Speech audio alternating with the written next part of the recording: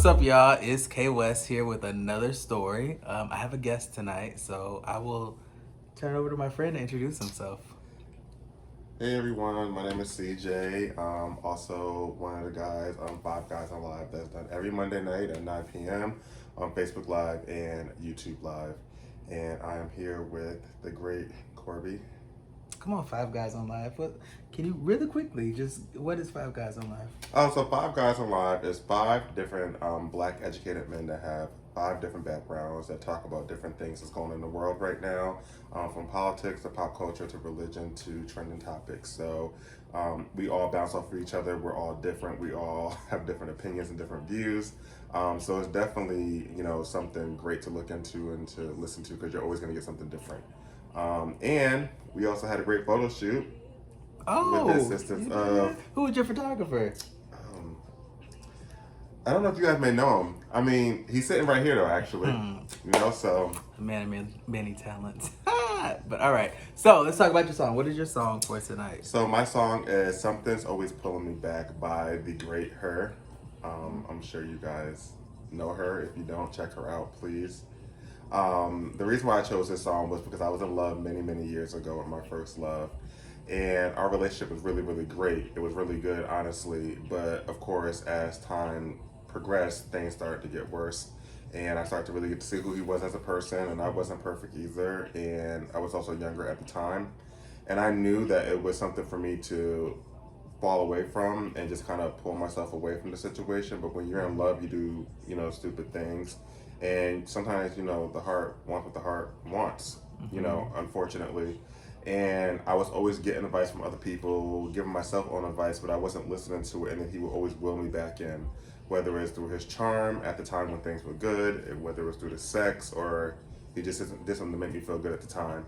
And it ruined a lot of relationships, personal relationships, because of how toxic he was and just the person he was. I would never sit here and downplay him because he is a great individual. At that time, though, he had some things that he had to work on, and me as well. So this song definitely speaks to me so much because in this song, she's talking about how she was in love with someone, how she was dealing with someone, and she couldn't even listen to her own advice, and she was always getting pulled back. It was always something pulling her back about him. So was it a particular thing about this person, or was it like, did this person do something that you just loved and like you would love it no matter who the person was that was delivering that certain thing? When he was good and on his high, he knew how to woo me. Uh-huh. You know what I'm saying? Like he knew how to turn on that charm. And he, is from the islands. Oh. So the accent and the whole charisma and charm, he would always will me back in, and I would fall for it. And just young, when you get young, and then this is my first love on top of it. I never experienced love with another person like this before. And, he just knew how to get me back. And we used to have heated arguments, heated arguments. Never got physical. There was some verbal, abuse, but not to the extent to where like it was like, oh my God.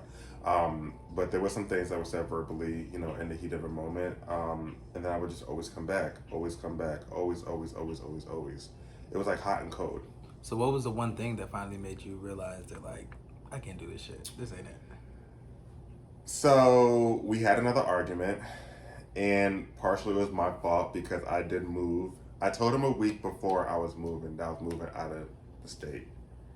And again, being young, I was thinking that he would be on board to come with me. He wasn't doing anything. He was working. He was living with his parents or whatever. So I'm thinking, okay, if I tell him a week in advance, he'll pack up his stuff and come with me. A And week. I know. I'm sorry. Young. I was young. I was only like 24, 25 at the time. Okay. So I'm thinking like, okay, in my mind, we've been together for 3 years. He's just going to kind of follow suit and come with me. And it didn't go that way. And some things were said. And again, I was to blame for it because I should have told him when I already knew I wanted to move. But he definitely said some things I feel like I couldn't bounce back off of. Like I just couldn't. I couldn't go back to that. And at that point, that's when I knew that I had to be done with it. Excuse me. So I made a conscious decision to call it quits. We tried again after that to do long distance and stuff like that, but it didn't work. obviously. But yeah, that was like the straw that brought the camel's back for sure. So you keep saying you're to blame for that. You're to blame for what? For waiting, I knew I was already moving, but I waited a week before I was moving to let him know that I was moving. Because in my mind, I was one, afraid to tell him. Two, I was thinking if I tell him, he's gonna come with me. Mm-hmm. I was just thinking that was my young mind thinking that he was gonna come, and he didn't. But essentially, it pretty much worked out for your benefit. Like that was kind of like It the did. So blessing maybe, stuff. and now that you say that, maybe that's why I did it that way, for it to be like, okay, this needs to be done, because we should have been over. And even like, his friends, what was it? You guys are always arguing, things are always going on, but they never knew the back end of why we were arguing. His friends said you guys are. Yeah. And your friends also. Yes, and family members. They seen it. They seen we were always arguing in public. Like, it was a mess. Like, he had a short fuse. He can go from 0 to 100 like that. Like, Uh-huh. mm-hmm. Did that have any effect on like your relationship afterwards, or just like how you interact with people in general after? I feel like everything we go through in life, it prepares you for how you present or how you handle up and coming relationships that you may endure in life. Um, I do feel like I did take some of that into relationships after that. Mm-hmm. That could have potentially been a good thing for me, and I probably ruined it because of that. So yeah, I feel like it did affect me then at the time, not now. Okay. Interesting.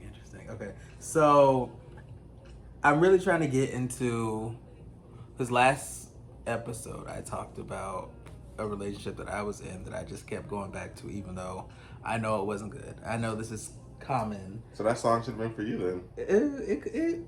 It could have been. She was It speaking could have some been. things. She definitely was. And side note, she said that's from Chingy. Didn't he do the original version? Tyrese. It was Chingy. It was Chingy featuring Tyrese. Featuring Tyrese. Every time I try. Yeah, I love that song. Coming back though, yeah. keep Okay, going. pulling me back. Pulling me back. Yep. Mhm. Okay. But anyway, like I was saying, like everyone seems to always have that one person that they keep going back to, even though they know it's not right. You said it was the charisma and things that kept pulling you back.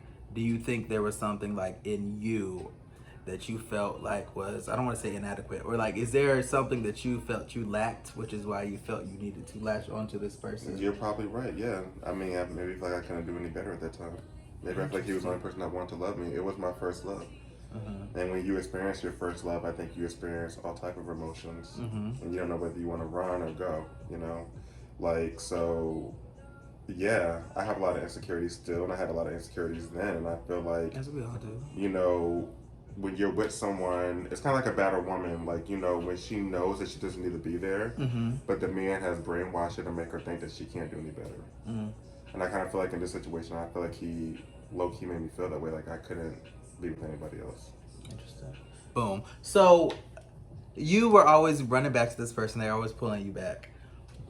Why do you think they stayed with you? Like, if y'all were both arguing, let me go to his side. Like, what do you think made him stick with you? I mean, look at me. No, I'm just joking. Look at you. That's why I'm asking. No. What? Do you think it was like a? I'll let you answer. I think, bro, because you acting like you here, like he's embodied in you right now. Let me shut up. Maybe and so. You mind the business who pays you. But I feel like he's controlling. So he's from Haiti. Haitians are very controlling, and I feel like he was just controlling me. And I feel like he has something. I feel like he has something over me. I really do believe that. I honestly do. Nice. So what do you think he would say about you? I remember you and I had a conversation, and you were saying, "Oh yeah, you." What did you say? I'm sure you think that you have the truth, blah blah blah. But what would the other person say about you? What would the other person say about you? What would he say about you in this situation? Would he say that you were combative, or that you? He'd probably say I was always starting with him for sure. I honestly don't know what else he would say though. I know he would have something to say for sure though. It's never one sided. I'm not that person to say, oh, it's just always that person. It takes two. But I can't honestly give you a clear answer on why or what I would think he would say about me. I don't. I know he would think that I was always starting with. I would always start something. Of course. So going into your next relationships, you mentioned earlier that you think you carried some things with you that probably ruined something that would have been a good thing for you potentially. Do you think that you carried on like that combativeness, or like, because you guys were always arguing, so like I know in my past relationship we always argued, so like now I'm always I'm working on it, pray for me, I'm always on the defense and like That's me. ready to I'm argue always on with the somebody. fence. So you still, I won't say I'm always ready to argue. I'm always ready to defend myself.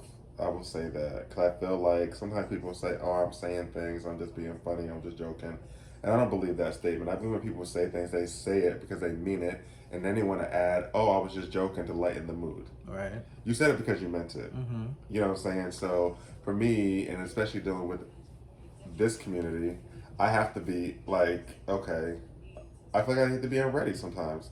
And I know everyone's not the same, and everyone's not trying to attack or, come for you, as they would say. I just feel like I always need to be, alert and ready. And this is in relationships or just in general? Any relationships, whether it's friendships, whether it's, you know, future people I'm going to be in a relationship with, just relationships in general. And see, and I really can't stand that, and I just don't understand it. Because, like, if you are with someone and you, with the intention of having a amicable relationship, situation, like, interaction, whatever, like, why do we always feel like we have to come for each other or just be on the defense? Or, like, why is that the love language? Is that what it is? It's not even a love language? That's not a love It language. seems like it, because that's how people... Are we making a 6-1 up now? It could be. Just credit me with it, but... You want to just roll with it? We can. But that would be a negative thing, though. It is. And love language is supposed to be positive things. Correct. But all these people in these relationships are people in love. Like, it's common for them to just go at it with each other, and I don't understand. Okay, I don't think there's nothing wrong with being combative, and I don't think there's nothing wrong with having disagreements. I wouldn't want to be with someone where everything is like, oh, Brady Bunch 24/7, we're always so happy-go-lucky and nothing never goes wrong, and whenever I say something, you agree with me just to prevent an argument. I wouldn't want that, you know what I'm saying? So I think it might be crazy to say this, but I think it's healthy to have a little argument here and there, so then I know what things we need to work on and what things tick you off and what things may tick me off. I feel like it is a balance. But does it have to be an argument, or can it be a conversation? It could be a conversation, but conversations could typically turn into arguments depending on what the situation is. Okay. You don't think so? So you know what I'm saying? We could be having a conversation, and then you could say something that I don't agree with, and then now it becomes like, well, you don't feel this way, but I feel this way, and blah, blah, blah. And now it's just going to escalate to an argument. Only if somebody gets disrespectful. I think we can respectfully disagree and have, dialogue around that. Right, but you don't have to be disrespectful, but your tone can get louder. Which is just and then you could be. No, I think, is that disrespecting? To me, lower your voice. You don't talk to me like that. Okay, I feel like if they're not calling you out your name, but just because they're getting louder, that's not disrespectful. People require different things in order to feel respected. So you feel like if no one's calling you out your name and blatantly disrespected, you feel like a tone is disrespectful? Mm-hmm. I mean, it can be, yes. It can be. Yeah, you're right. You're absolutely right. I know. You're right. Thanks. Okay. So what have you learned? Like, what are you taking with you? Are you a better person? Well, yeah. Okay, so I am 38 years old. This is when I was 24, 25. You're currently 38 now? I am. I'm 38, and of course when I was my first love, I was 24, 25. I mean, that's freaking over 10 years ago. That's 14 years ago, so it's like, of course I have. Okay. You can't. I was doing the math. You're in education, aren't you? Let's stop. I was counting up from 20. I was counting up from 25. 25 to 38 is 13 years. Correct? But 24 to 38 would be 14 years. So you were correct. So we were doing two different equations. Oh, well, this is coming from the educator. Okay. But anyways, I digress. So, I mean, of course, that's a long time, and I feel like I have learned so much about myself within that time period. It's not 14 days. That's 13 to 14 years, so that's a long time to learn about yourself and to grow, and I feel like I became a better man, not only through that relationship, but then other relationships I have endured. Mm-hmm. So yeah, I'm still a work in progress. I work on myself every day, but I definitely feel like I'm a better person than what I was then. I'm also older and smarter, and also been through more experiences since then, so yes. But I feel like those experiences in life make you the person who you are.